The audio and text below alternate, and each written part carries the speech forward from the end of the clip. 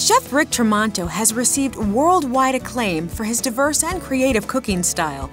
Well, I recently had the opportunity to cook up something special with him at one of his 4 new restaurant venues outside Chicago. What's your specialty? Like, what's your favorite? Is it Italian? Is it seafood? You know, it's so funny. I grew up learning Italian. I grew up in the culture of Italian, but I went to Europe to learn French and Spanish and fine dining, and now I find myself like, I love grilling. Really? Like I come home, throw up the grill, You're so throw American. out some steaks, you know. Grilling, that's cash American stuff. I like the cash yeah, stuff. cool. Know? Okay, so what are you gonna cook for us today? So we're gonna, you know what we're gonna do today is we're gonna do an old world recipe called MEZZA rigatoni with mussels and asparagus. And a MEZZA rigatoni, I want to start here. Right. You know, normally rigatonis are about this big, so a MEZZA rigatoni is like a mini rigatoni. Okay. So I'm going to have you cut up some asparagus that we blanched in some salt water and shocked, kind of chilled it all down. All right. Nice. Look, You've been watching Food Network. Nice. Okay, is that good? That's perfect. We're going to take a little bit of extra virgin olive oil. All right.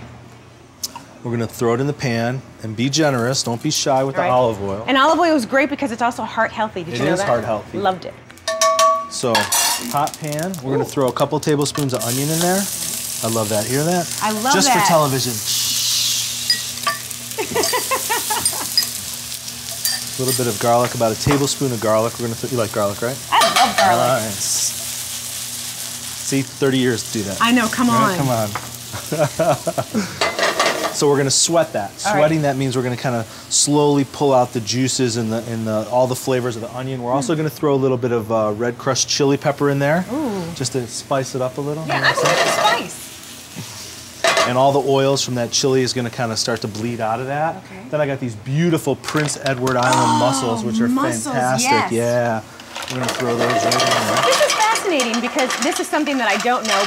But I noticed that the mussels are all closed, but I guess when you start to cook them and steam them, they start to open up? They'll start to open, they'll start to release all their juices. How do you know when they're done? Is it when they open up? I'm going to show you. Oh, fabulous. A little bit of dry white wine, just enough to start to steam them.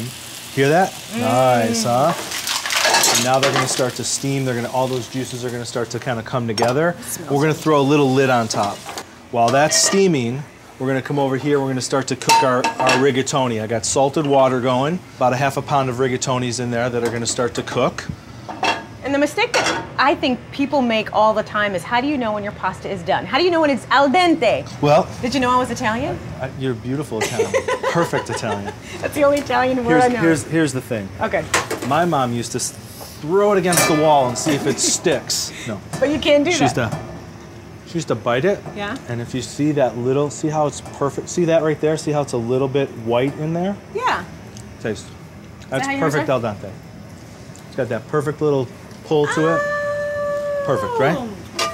Mussels. Yummy. Okay, you see how the mussels are? Look how good that looks. Look at that. Isn't that beautiful? Okay. Where's my fork?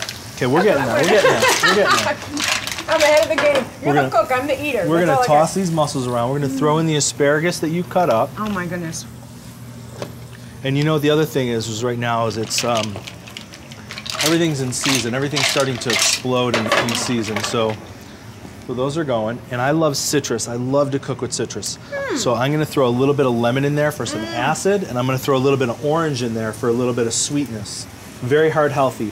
I pull back on a lot of the salts and the fats, and I use a lot of citrus in my cooking to bring out flavor, and it's fabulous. I cannot wait. I tell you what. So we threw a little bit of tomato in there.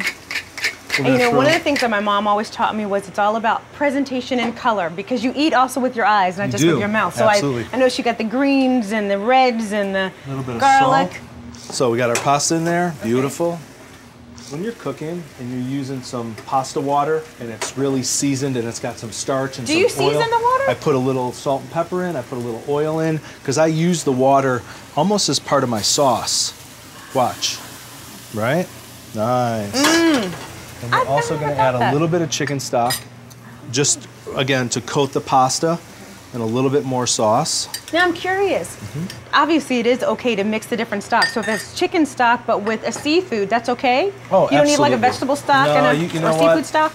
I find that chicken stock is one of the most neutral stocks to use, and it will pick up all the residual flavors of the mussels. Look at those, they're beautiful. Oh my goodness. You know, and if you have clam stock at home, use clam stock. If you're going to all that trouble to use to make fish stock and put it in your freezer, by all means. Okay. You know, for me, the richness, the depth of some of the chicken stocks that I get at the store, the low sodium stuff, it's just a great neutral flavor that works really, really well. Okay. And it'll pick up on the acid. I'm all about the butter, just a little bit. Just a little bit. Just to kind of bring the sauce together, just to kind of bring this whole thing together.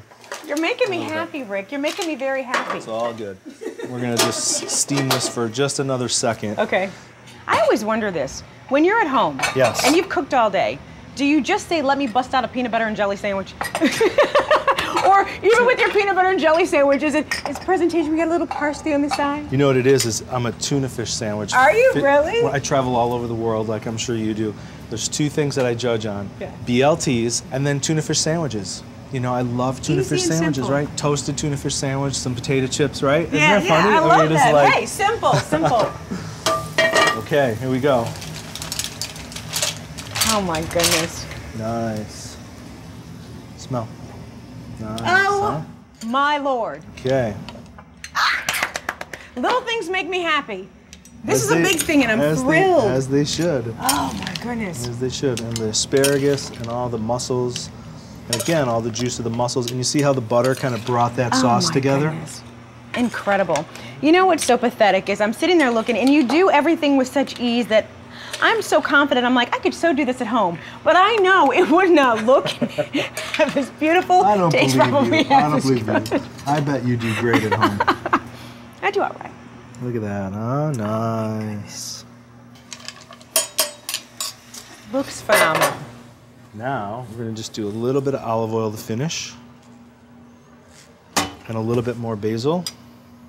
Fresh. Now, what's the difference, obviously, between fresh and is the drying? I would take it the fresh. Well, there's no comparison. Fresh is vibrant. Here's what I always say. Yeah. If you put this in your hand, watch, and go like this, right? Yeah. That says it all, right? Okay. There you go. Dig in. Grab a mussel. Okay. All right.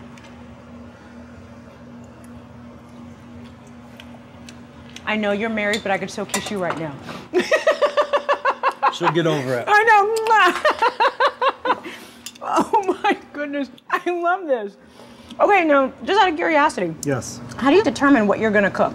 It really becomes focusing on what God has given us and what the farmers are producing, when they're producing it. I always pray before I start to write my seasonal menus, and I always try to get inspiration from the other parts of the art, like music, church. Love going to the museum and seeing this beautiful Monet or Dali, and I get inspired by that. So I pull from different areas and just reading, reading the Word and watching what, looking at what Jesus ate and fish and vegetables and being inspired and going and doing some research in those regions.